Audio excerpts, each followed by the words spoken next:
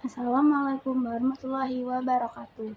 Perkenalkan, saya Elhana Salmawe dengan NIM 250913774142 dari kelas 2025C. Di kesempatan kali ini, saya ingin mempresentasikan hasil laporan observasi di kantor KSP Pegadaian Elektronik. Hal ini untuk memenuhi UTS Administrasi Perkantoran yang diampu oleh Ibu Nabila Septiarosa, SAP MKP. Observasi ini dilakukan di kantor KSP Pegadaian Elektronik yang berlokasi di Jalan Pulau Wonokromo nomor 310 Wonokromo, Kecamatan Wonokromo, Surabaya, Jawa Timur dengan kode pos 60241.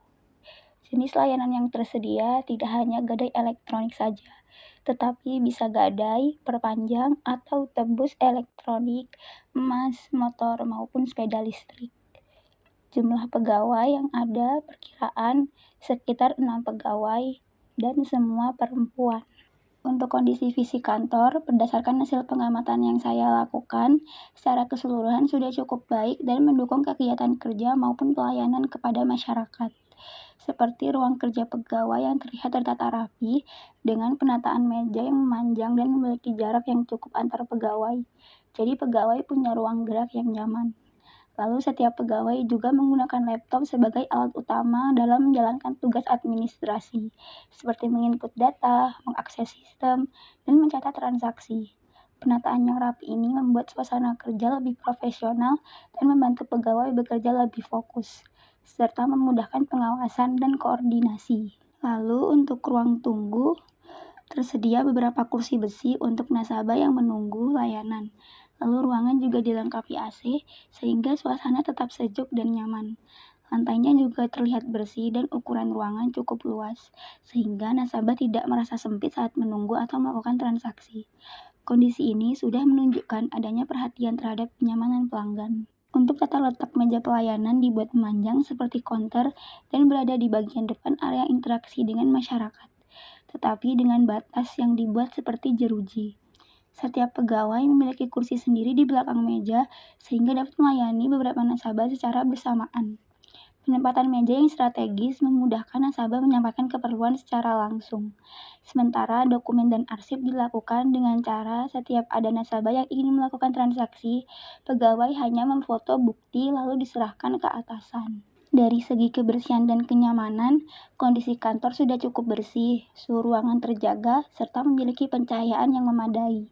Namun masih ada beberapa hal yang perlu diperhatikan, seperti adanya beberapa bekas besi dan kayu di pojok ruangan yang sepertinya sudah tidak digunakan sehingga menumpuk. Lalu ada bercak coklat pada dinding yang kemungkinan berasal dari rembesan air, serta ada satu bagian plafon yang bolong. Hal tersebut dapat menjadi bahan evaluasi untuk meningkatkan kenyamanan dan kerapian lingkungan kerja. Berdasarkan hasil pengamatan saya, proses pelayanan terlihat rapi dan cepat karena setiap pegawai bisa langsung menangani nasabah yang datang.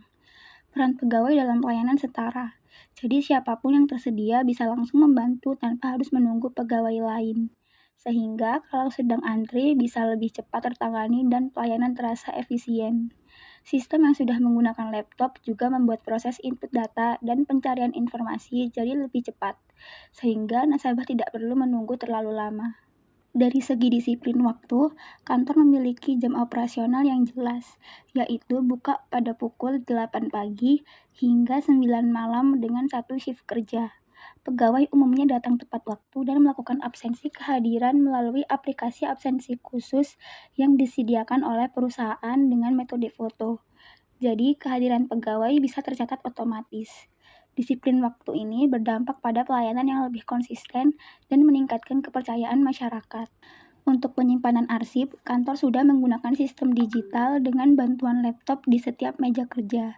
Pegawai menginput data nasabah lewat laptop, mencatat transaksi, memfoto dokumen sebagai arsip, lalu mencetak surat dari sistem yang sudah tersedia sehingga hanya perlu mengisi beberapa bagian saja.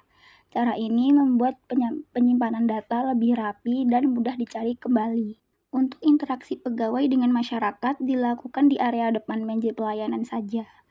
Pegawai mengikuti SOP yang sudah ditetapkan seperti menyapa nasabah dengan ramah, menjelaskan informasi dengan jelas, serta menyambut nasabah dengan senyuman. Sikap ini membuat suasana pelayanan terasa nyaman, profesional, dan membuat nasabah merasa dilayani dengan baik. Selanjutnya, analisis permasalahan.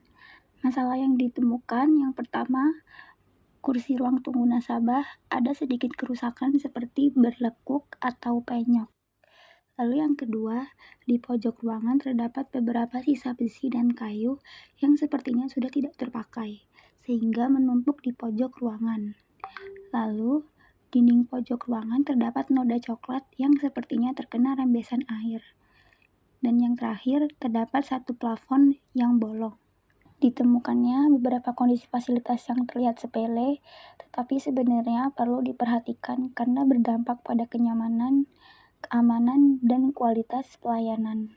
Seperti kursi ruang tunggu yang penyok menjadi masalah karena mempengaruhi kenyamanan nasabah saat menunggu, terutama jika menunggu cukup lama. Dari segi tampilan, kursi yang rusak membuat fasilitas terlihat kurang terawat. Lalu di pojok ruangan terdapat sisa besi dan kayu yang menumpuk dan terlihat sudah tidak terpakai. Hal ini membuat ruangan terlihat tidak rapi dan berpotensi berbahaya kalau tersenggol. Penumpukan barang bekas juga bisa menimbulkan debu, serangga, dan memberikan kesan pengelolaan ruangan yang kurang maksimal, yang akhirnya berdampak pada kenyamanan nasabah. Noda coklat pada dinding yang diduga akibat rembesan air juga menjadi perhatian karena mempengaruhi tampilan ruangan dan bisa menjadi tanda adanya kerusakan bangunan. Jika dibiarkan, dapat memicu jamur dan membuat ruangan terasa kurang nyaman. Hal ini dapat mempengaruhi persepsi nasabah terhadap kebersihan dan kualitas fasilitas kantor. Selain itu, terdapat satu plafon yang bolong. Kondisi ini cukup penting karena berkaitan dengan keamanan dan kenyamanan. Plafon yang rusak bisa menyebabkan kebocoran saat hujan, debu jatuh, atau bahkan kerusakan yang lebih besar. Selain mengganggu tampilan ruangan, kondisi ini juga bisa berdampak pada peralatan kantor dan kenyamanan nasabah saat berada di dalam ruangan. Secara keseluruhan, masalah-masalah tersebut memang tidak menghentikan proses pelayanan, tetapi tetap berpengaruh pada kenyamanan nasabah, keamanan lingkungan, serta citra profesional kantor. Karena itu, perbaikan fasilitas perlu dilakukan agar kualitas pelayanan tetap terjaga. Selanjutnya, saran perbaikan. Berdasarkan hasil observasi di kantor KSP Pegadaian Elektronik, berikut beberapa saran perbaikan yang realistis. Yang pertama, bisa melakukan perbaikan atau penggantian kursi ruang tunggu agar nasabah lebih nyaman saat menunggu. Yang kedua, dapat dilakukan pembersihan dan menyingkirkan sisa besi serta kayu yang terdapat di pojok ruangan agar tidak menumpuk serta terlihat lebih rapi. Yang ketiga, perbaikan pada dinding yang terkena rembesan. Lalu, bekas nodanya bisa diamplas lalu dicat ulang kembali. Yang keempat, bisa melakukan perbaikan pada plafon yang bolong agar tidak terjadi hal yang tidak diinginkan. Yang kelima, dapat melakukan pengecekan fasilitas secara berkala, lalu dapat melakukan penataan ulang area pojok ruangan. Kesimpulannya, dari hasil mini observasi yang saya lakukan, kondisi kantor KSP Pegadaian Elektronik secara umum sudah cukup layak dengan tata ruang yang rapi dan fungsional. Namun, masih terdapat beberapa kekurangan pada sarana-prasarana seperti kursi yang penyok, sisa material yang menumpuk, dinding bernoda, dan ada plafon yang bolong. Perbaikan perlu difokuskan pada kerusakan yang berisiko seperti plafon dan rembesan air, serta peningkatan kebersihan dan kenyamanan. Dengan perbaikan tersebut, lingkungan kantor akan lebih nyaman, aman, dan mendukung kualitas pelayanan yang lebih optimal.